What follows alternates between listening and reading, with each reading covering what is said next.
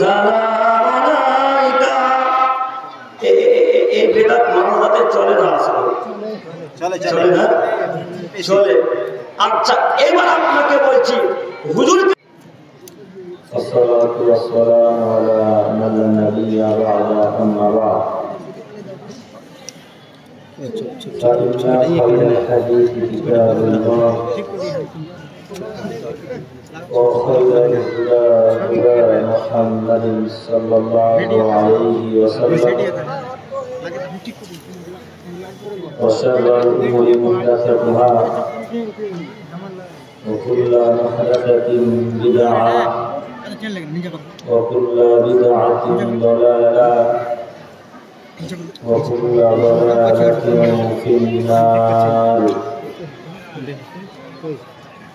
أعوذ بالله من الشيطان الرجيم. فمن أظلم ممن افترى على الله كذبا ليضل الناس بغير علم إن الله لا يهدي القوم الظالمين. الآية.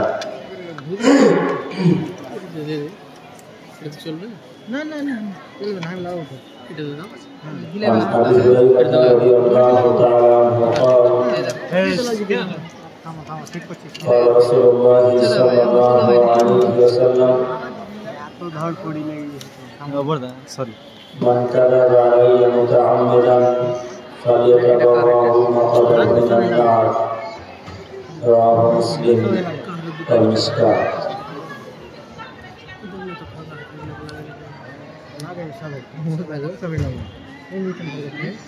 عن أبي هريرة رضي الله تعالى عنه قال قال رسول الله صلى الله عليه وسلم من تعلم علما مما يبتغى به وجه الله لا يتعلمه إلا ليصيب عرضا من الدنيا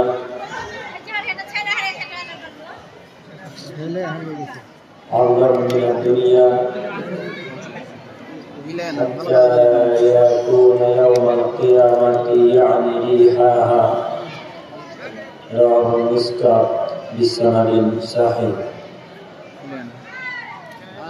عن أبي هريرة رضي الله تعالى عنه قال قال رسول الله صلى الله عليه وسلم من سئل عن علم فكتمه ألجمه الله بلجم من النار يوم القيامة. رواه مسلم. শ্রদ্ধেয় সম্মানিত যোগ্যতম সভাপতি সাহেব, আসসালামু আলাইকুম।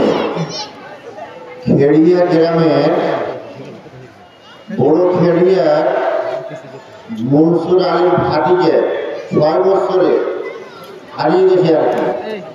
তো যদি কারো নজরে পড়ে তো স্টেজে নিয়ে আসবেন।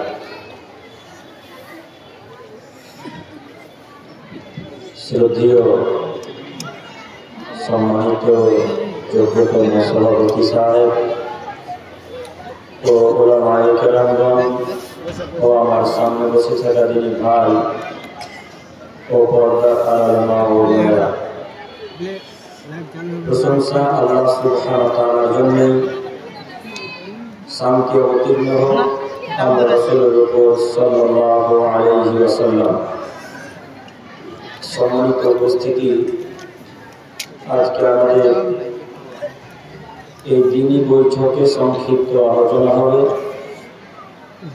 যারা আল্লাহর বিধানকে লুকিয়ে রাখে তাদের শাস্তি। অর্থাৎ কোরআন হাদিস জানার পরেও মানুষের কাছে সঠিকটা পৌঁছে দেয় না, কোরআন হাদিস জানার পরেও ব্যবসাটা বন্ধ হয়ে যাবে, সেই কারণে সঠিক কথাগুলো, সঠিক হাদিসগুলো, সহিহ হাদিসগুলো জাতির সামনে জনগণের কাছে যারা পৌঁছে দেয় না তাদের শাস্তি সম্পর্কে আর গুরুত্বপূর্ণ তথ্যবহাল বিবরণের চেষ্টা করবো ইনশাআল্লাহ হাজির। সম্মানিত উপস্থিতি, বক্তব্য শুরু করার প্রথমেই আপনাদের সাথে আমার জরুরি কয়েকটি কথা। তার সর্বপ্রথম জরুরি কথা হচ্ছে যে আমার অনুরোধ, আপনারা ওইভাবে পিছনে কি অন্তত দাঁড়িয়ে থাকবেন না। সম্মানিত দিনী ভাই, আমি আপনার মেহমান, অনেক দূর থেকে এসেছি, কাজেই আমি আপনাকে অনুরোধ করেছি, এটা একটা ইসলামিক সভা, আপনি এর সৌন্দর্যতা বজায় রাখুন। আর আপনারা যারা দায়িত্বে আছেন, বিশেষ করে দায়িত্বশীল ভাইদেরকে, কমিটির ভাইদেরকে উদ্দেশ্যে বলতে চাইছি যে আপনারা সঠিকভাবে দায়িত্ব পালন করুন। আপনি উপস্থিত দুইজন পাশে ছেড়ে গল্প করে মানে কেমন দায়িত্ব পালন করছেন? আপনি ওখানে উপস্থিত আছেন, তারপরে মানুষগুলো দাঁড়িয়ে আসে মানে কেমন দায়িত্ব পালন করছেন? হয় ওদেরকে বসতে বাধ্য করুন, নইলে চলে যেতে বলুন। হাজার হাজার কাপ পুলিশের বাচ্চা, কাপ পুলিশের মেলাতে ঘোরাঘুরি করছে, ওদেরকেও ঘুরতে বলেন। কি কারণে দাঁড়িয়ে আছে? কথা বলেননি? হাজার হাজার কাপ পুলিশের বাচ্চা, কাপ পুলিশেরা এখন পর্যন্ত বাজারে ঘোরাঘুরি করছে। ওরা যেমন ঘোরাঘুরি করছে, যারা দাঁড়িয়ে আছে তাদেরকেও ঘুরতে যেতে বলেন। তারাও ঘুরে আসুন। বক্তব্য শুনতে ভালো লাগলে বসে যেতে বলেন, আর যদি ভালো না লাগে তাহলে চলে যেতে বলেন। আমাদের কোনো ব্যাপার নেই। আমরা 2, 3 জন 5 জনকে নিয়ে সামনে বক্তব্য রাখি, আমাদের অভ্যাস আছে, আলহামদুলিল্লাহ। সম্মানিত মুরব্বী সাহেব, সম্মানিত দুই ভাই, আপনাদের জন্য আবার অনুরোধ করছি, আমি এখন আপনাদেরকে দেখতে পাচ্ছি আপনারা দাঁড়িয়ে আছেন। নিজেকে মানুষের পরিচয় দিয়ে বসার চেষ্টা করুন। আমি আপনার দিনী ভাই, আপনি আমাকে কর্কশ ভাষায় বলতে বাধ্য করিয়েন না। আমি আপনার দিনী ভাই, আপনার উপকারের জন্য এসেছি, আপনি বিশ্বাস করুন। 1, 2, আমি যতদূর জানি এই কাতরামারির প্রায় মানুষই শিক্ষিত। আমার গবেষণা বলে যে কাতরামারির প্রায় মানুষই শিক্ষিত। কেন? এখানে একটা বিরাট বড় মাদ্রাসা আছে, এখানে অনেক ছেলে ফারাগাত করে, পাস করে, আলেম পাস করে, হাফেজে পাস করে এই প্রতিষ্ঠান থেকে বেরিয়ে যায়, এবং গ্রামের মানুষও শিক্ষিত। তার কারণে এত বড় একটা প্রতিষ্ঠান মালদা জেলার বুকে খুলে রেখেছে, তাই তো? জি, কথা যদি আসলেই সত্য হয়, কথা যদি আসলেই সত্য হয়, তাহলে কি নাম কি হয়েছে? বেটি মারা গেছে।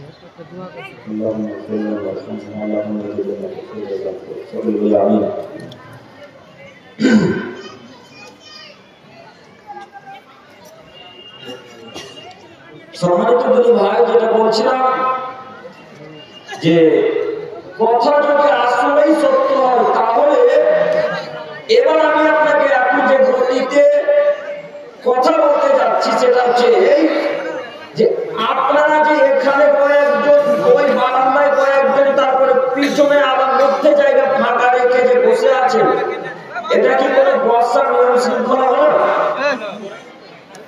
যে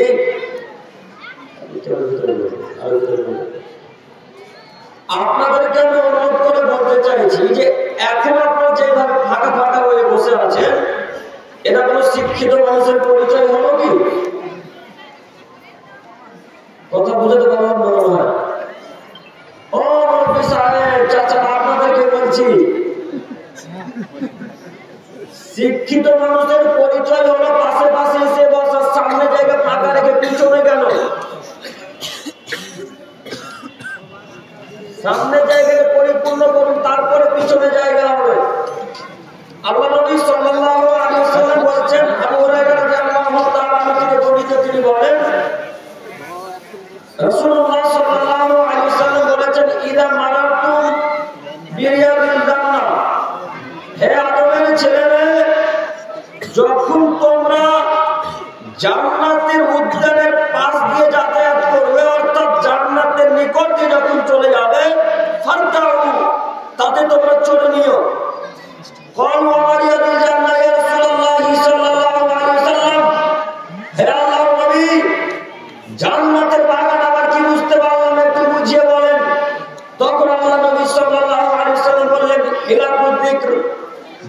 জান্নাতের বাগান হলো জিকিরের স্থানসমূহ।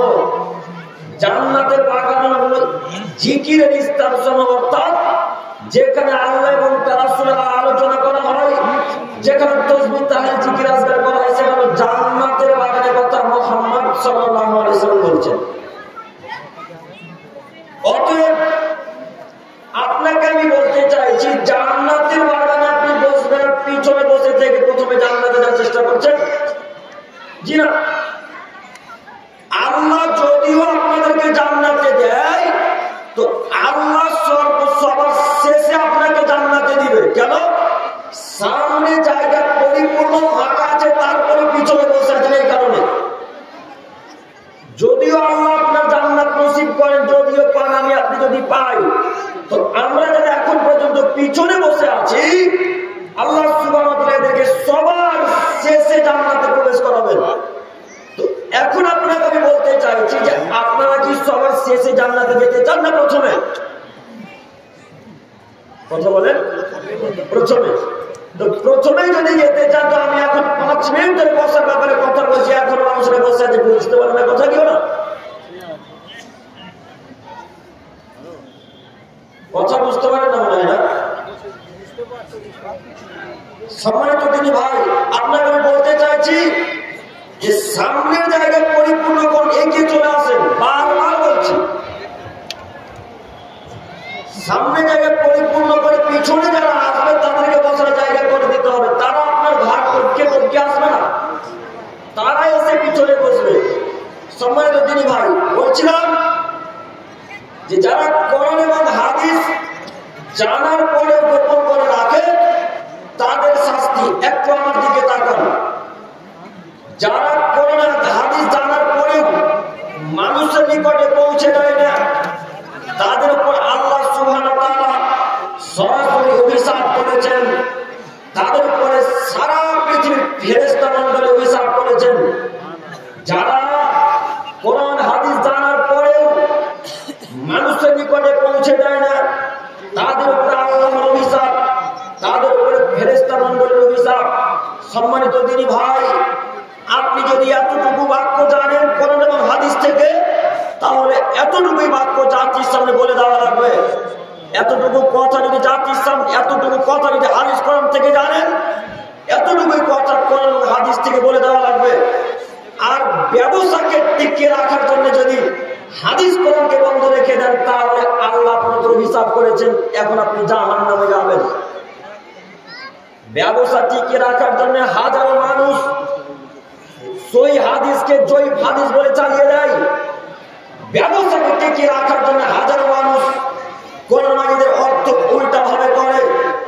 ব্যবসাকে টিকিয়ে রাখার জন্য হাজারো মানুষ, নিজের ব্যবসাকে টিকিয়ে রাখার জন্য অনেক মানুষ কোরআনের ব্যাখ্যা অপব্যাখ্যা করেন। হয়তো আপনারা বুঝতে পারছেন না। একটু এই জায়গাতে আবার আসবো, তার আগে জরুরি কথা আপনাকে আমি অনুরোধ করে বলতে চাইছি, একটু আমার দিকে তাকান। যারা কোরআন এবং হাদিস গোপন করে রাখবে, তাদের দুই গালে এই দুই কষাতে লোহার সাঁড়াশি লাগিয়ে টানতে টানতে পিছন দিকে নিয়ে চলে যাওয়া হবে। এই গাল যখন চিড়ে ফেলে দেওয়া হবে, তখন আবার এই বাঙ্গাল লাগানো হবে, আবার বাঙ্গাল চিড়ে ফেলে পিছন দিকে নিয়ে চলে যাওয়া হবে। এই গাল চিনতে চিনতে দেখবে প্রথম গাল আবার আগের মতো হয়ে গেছে। এইভাবে তাকে ইলাকা বলতে আবার কিয়ামত পর্যন্ত শাস্তি দিতে থাকা হবে যারা কোরআন এবং হাদিস জানার পরে গোপন করে রাখে তাদেরকে। সম্মানিত দিনী ভাই, আপনাদেরকে আমি অনুরোধ করে বলতে চাইছি, এতটুকু যদি জানা থাকে কোরআন হাদিস, ঠিক ওইভাবে জাতির সামনে পেশ করবেন। এতটুকু বাড়িয়ে বলার চেষ্টা করবেন না, এতটুকু কমিয়ে বলার চেষ্টা করবেন না। যদি বাড়িয়ে বা কমিয়ে বলার চেষ্টা করেন, তাহলে থাকার জায়গা কোথায়? জাহান্নাম। কথা বুঝতে পারেন আপনারা কি? আমার সাথে একটু কথা বলবেন। আমি যতক্ষণ বক্তব্য রাখবো, একটু শুধু হ্যাঁ কিনা বুঝতে পেরেছেন কিনা এটা বলবেন, ইনশাআল্লাহ। তো সম্মানিত দিনী ভাই, আমি আপনাকে বলতে চাইছি, যারা কোরআন হাদিস জানে তাদেরকে সঠিকভাবে আল্লাহ এবং তার রাসূল যাভাবে বলেছেন, সাহাবায়ে কেরামগণ যেভাবে হাদিস কোরআনকে বুঝেছেন, সলফে সালেহিনগণ যেভাবে হাদিস কোরআনকে বুঝেছেন, ঠিক ওইভাবেই জাতির সামনে দেওয়া হবে না। আল্লাহ তাআলা বলেন, পৃথিবীর মানুষ, তোমাদের মধ্যে যারা আমার বিধানকে গোপন করে রাখে, যেই সব বিধানগুলো আমি আল্লাহ তাআলা সারা পৃথিবীর মানুষের হেদায়েতের জন্য নাযিল করেছি, যেই সব বিধানগুলো আমি সারা পৃথিবীর মানুষের জন্য হেদায়েত স্বরূপ নাযিল করেছি, এই সমস্ত কথাগুলো যারা গোপন করে রাখবে, আমি আল্লাহ তাআলা তাদের উপর অভিশাপ করলাম। শুধু আমি আল্লাহ অভিশাপ করলাম শুধু তাই নয়, যত ফেরেশতা মণ্ডলী আছে আসমানের নিচে জমিনের উপরে, সমস্ত ফেরেশতা মণ্ডলী একসাথে অভিশাপ করেন ওই ব্যক্তির উপরে যে তার কোরআন এবং হাদিসকে গোপন করে রাখে। সম্মানিত মুরব্বী সাহেব, সম্মানিত দিনী ভাই বোনেরা, আপনাদেরকে আমি অনুরোধ করে বলতে চাইছি, যে যতটুকু জানবেন ঠিক ওইভাবে জাতির সামনে হাদিস কোরআন পেশ করবেন। আপনার হুজুরকে বলতে চাইছি, আল্লাহ বলছেন পৃথিবীর মানুষ, আমি যেইভাবে কোরআন হাদিস পেশ করেছি ঠিক ওইভাবে জাতির সামনে কোরআন হাদিসকে বলে দাও। জাতির সামনে একটু সাউন্ড,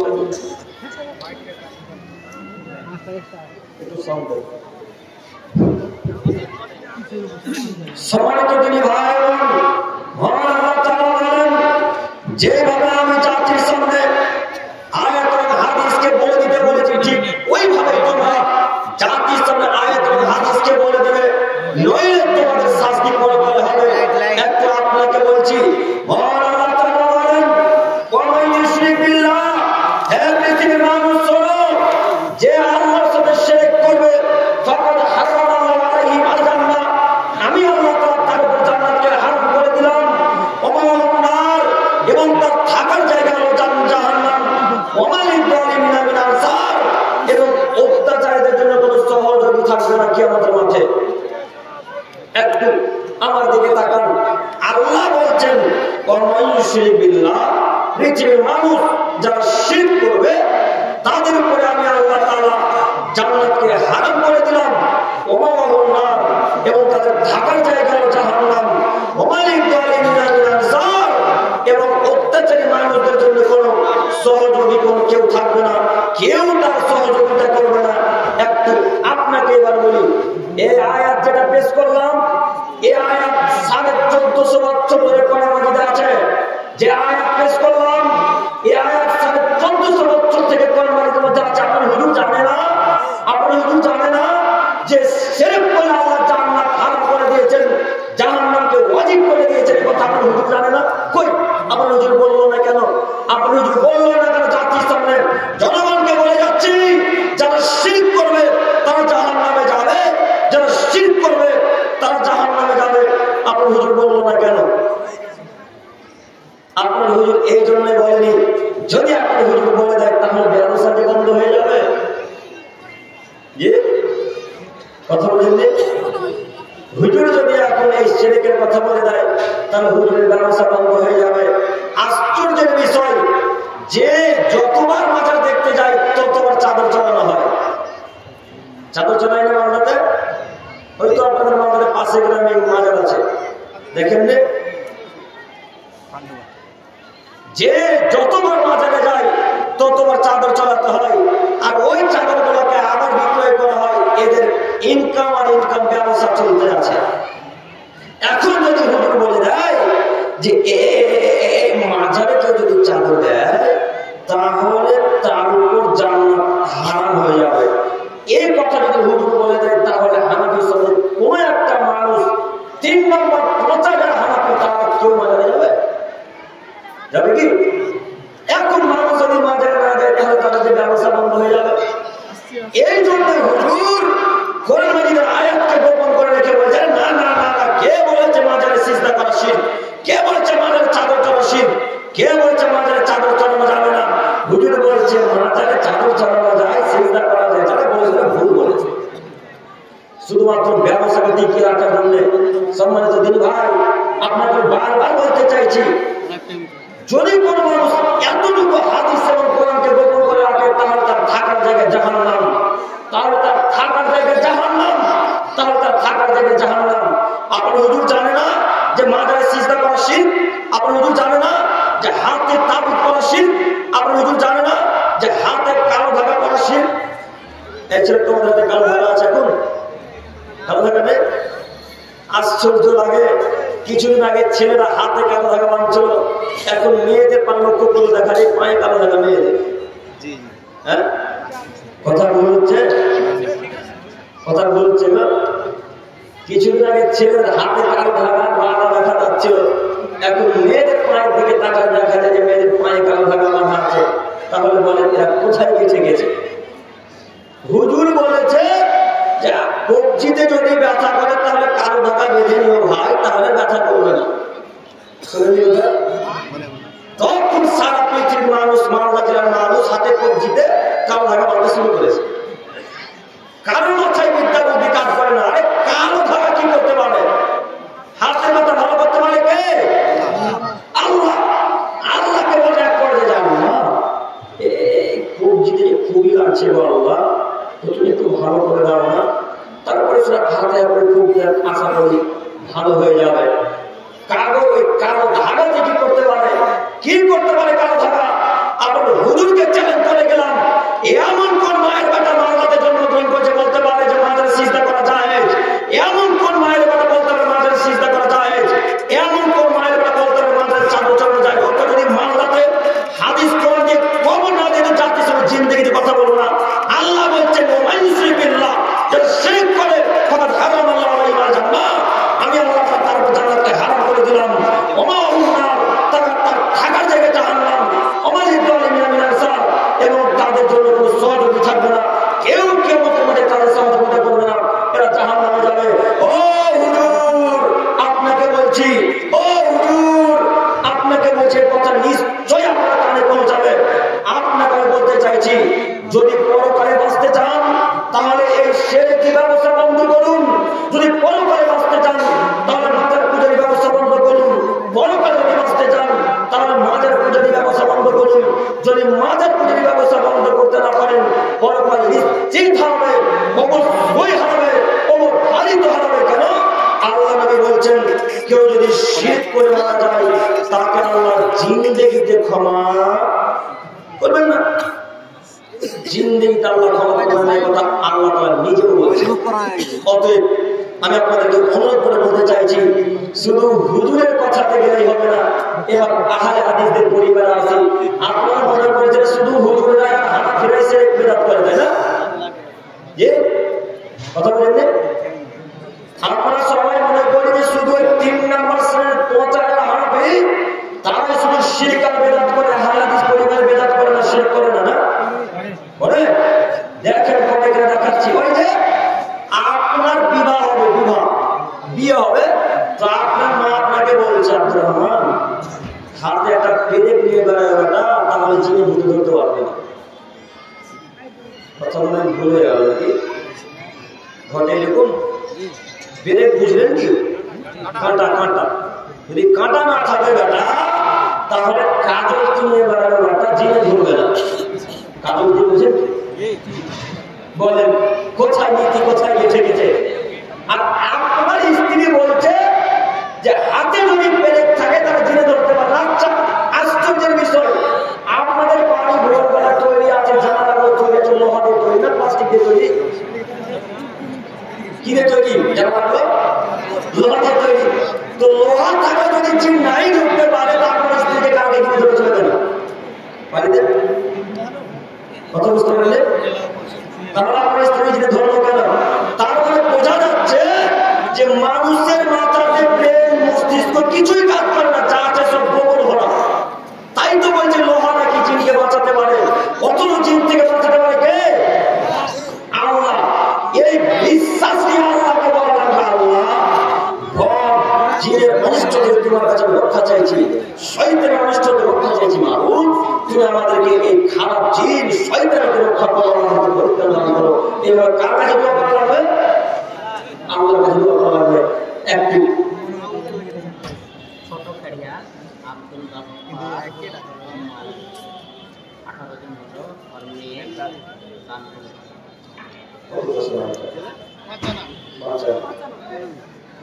পাঁচ আনা সর্বমান করেছেন ওনার মায়ের জন্য।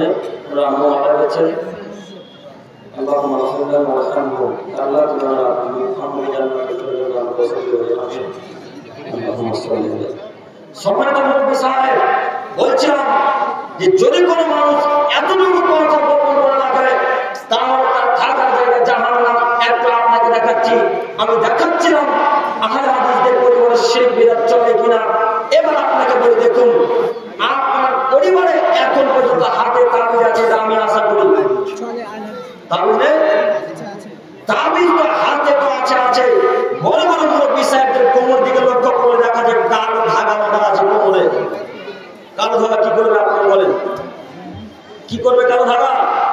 শুধু 3 নম্বর শ্রেণীর 5 হানাফিদেরকে দোষ দিচ্ছেন কেন আপনি? শুধু 5 হানাফিদেরকে দোষ দিচ্ছেন কেন যে শুধু 5 হানাফিরা শিরক করে? শুধু তারা কি শিরক করে? জি না, সারা পৃথিবীর প্রায় মানুষই শিরক করে না। বোঝে না শিরক কাকে বলে, শিরক কাকে বলে এটা বোঝে না। একটু আমার দিকে তাকান, এই 500 টাকার নোটটা মনে করেন আমার কাছে একটা গ্লাস আছে, গ্লাস। জনাব বোতলটা দেন তো আমাকে একটু, একটা দেন, যে কোনো একটা দেন। আমার দিকে তাকান,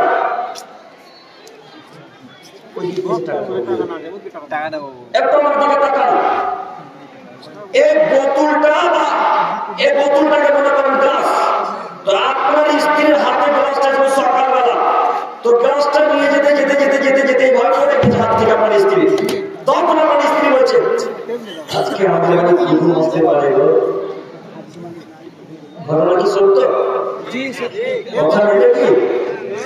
কথা বলছে আমার, এটা কি শিরক নয়?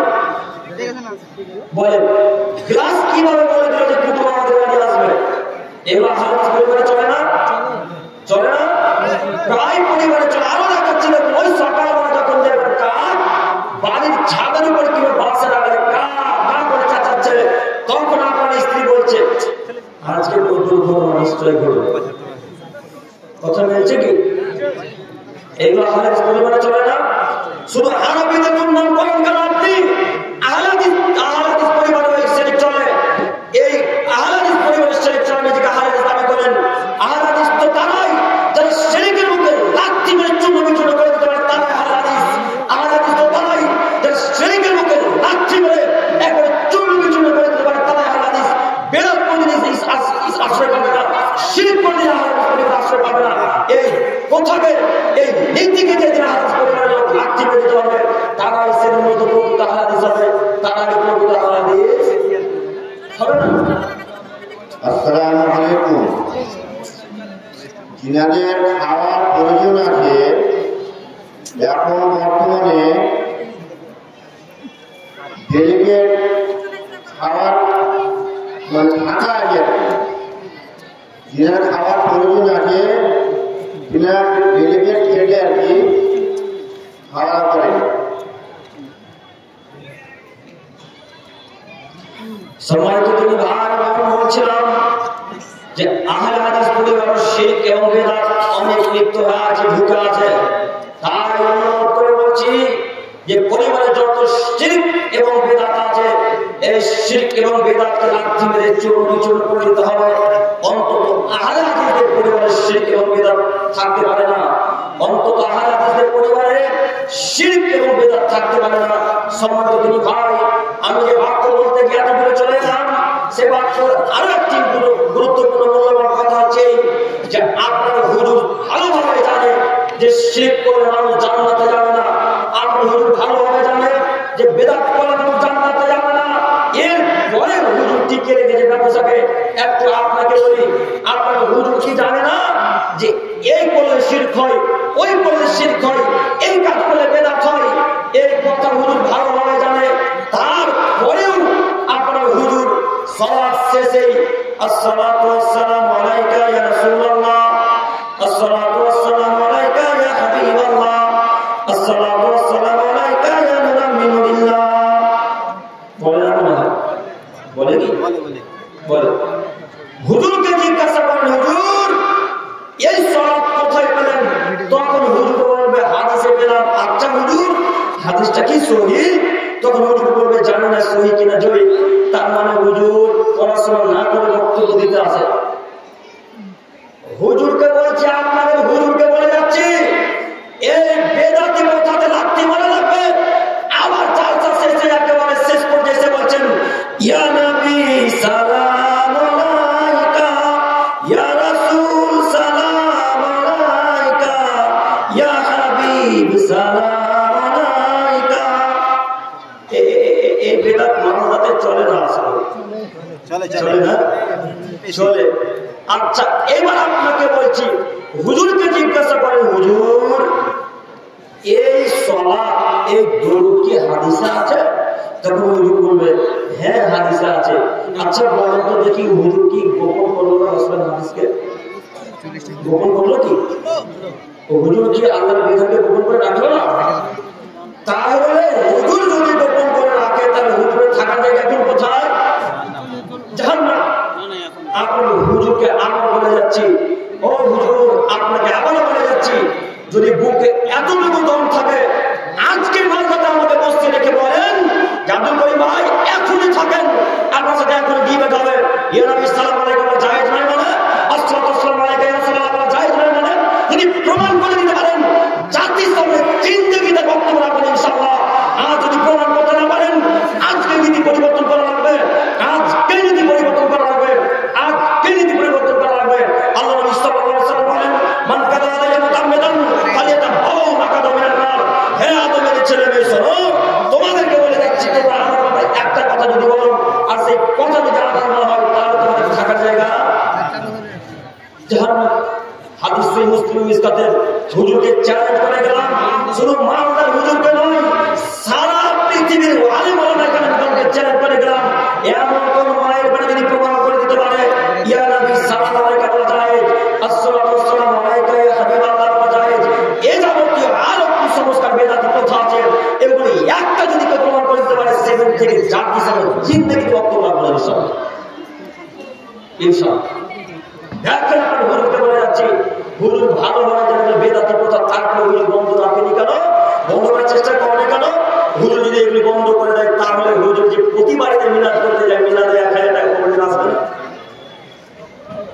ওই জন্য ফাতিহা বুঝেন কি আপনারা? ফাতিহা বুঝেন?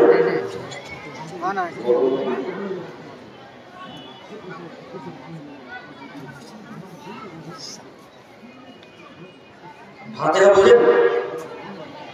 ফাতিহা মানে মনে করেন এই বাড়িটা নতুন, এই বাড়িতে প্রবেশ করবেন, তো আপনি হুজুরকে গিয়ে বলছেন হুজুর বাড়িতে আমরা নতুন প্রবেশ করবো তো একটু ফাতিহা করে দেন না।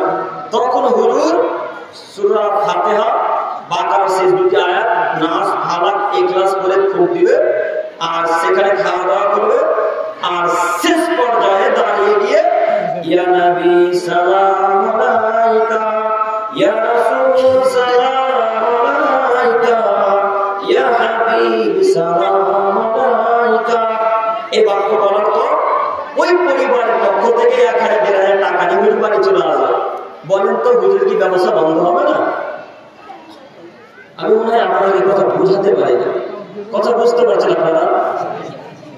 এখন যদি হুজুর বলে দেয় বাড়ির মানুষকে বলেন কি আপনি আমি 12 বছর মাদ্রাসায় পড়েছি, আমি মাদ্রাসায় পড়ার পর বেদাত করবো মানে আমি কি খ্রিস্টানের বাচ্চা নাকি? আমি কি ইহুদির বাচ্চা? আমি ইসলামের বিরোধিতা করবো কেন? আমি আল্লাহ এবং রাসূলের বিপক্ষে যাবো কেন? আমি 12-13 বছর মাদ্রাসায় পড়েছি জাতির ক্ষতি করার জন্য নয়, জাতির উপকার করার জন্য আমি জাতির সামনে এসেছি, পড়াশোনা করেছি। আপনি আমার কাছে বেদাত করার জন্য এসেছেন মানে জি না, অসম্ভব হতে পারে না। আমার দ্বারা এই বেদাতি কথা চালু হবে না, আমি জিন্দেগিতে বেদাতি কথা চালু করতে পারবো না, আমি বাড়ি উদ্বোধন করে দিতে পারবো না। এই বাক্য যদি হুজুর বলে দিত আশাবাদী, ওই লোকটা বুঝার চেষ্টা করতো যে হ্যাঁ এটা বেদাত, এই জন্য হুজুর পালন করলো না। হুজুর তো বলছে কে বলেছে বেদাত, চলেন আমি বলে দিচ্ছি। তখন হুজুরকে নিয়ে গিয়ে ঠিকই বাড়ি উদ্বোধন করে নিল। বাড়িতে উদ্বোধন করার পর হুজুর কোরআন তেলাওয়াত করে যেমনই বাড়ি থেকে বাইরে প্রবেশ করেছে তেমনি বাড়িতে ডিজে বক্স বাজছে। তাহলে বাড়ি উদ্বোধন করে কোনো লাভ হলো? আপনার হুজুর বলেছে যে বাড়িতে কোরআন তেলাওয়াত করলে শয়তান থাকে না, এ কথা একেবারে সত্য, বুখারী মুসলিম। আল্লাহ নবী বলেছেন মান কারা, আল্লাহ রাসূল সাল্লাল্লাহু আলাইহি ওয়াসাল্লাম বলেছেন যদি কোনো মানুষ সূরা বাকারার শেষ দুটি আয়াত পাঠ করে তাহলে ওই বাড়িতে বরকতার বরকত, বরকতার বরকত, বরকতার বরকত। অন্যত্র রাসূল সাল্লাল্লাহু আলাইহি ওয়াসাল্লাম বলেন যদি কোনো মানুষ সূরা বাকারা তেলাওয়াত করে তাহলে ওই বাড়ি থেকে শয়তান পালিয়ে যায়, ওই বাড়ি থেকে শয়তান পালিয়ে যায়, ওই বাড়ি থেকে শয়তান পালিয়ে যায়। একটু এবার আপনাকে বলি, হুজুর 2-3টা ছাত্রকে নিয়ে এসে ঠিকই কোরআন তেলাওয়াত করলো, তাহলে আমার আপনার মতো এখন শয়তান বাড়িতে থাকলো না চলে গেল? চলে গেল না? চলে গেল। এবার আপনাকে বলি, যেখানে সুন্নতি কাজকর্ম চলে সেখানে কি শয়তান থাকে? থাকে না। আর যেখানে বেদান্তি কাজকর্ম চলে সেখানে কি শয়তান থাকে? থাকে না। তাহলে বাড়িতে যে উদ্বোধন করলেন কোরআন তেলাওয়াত করে, এটা কি বেদান্ত?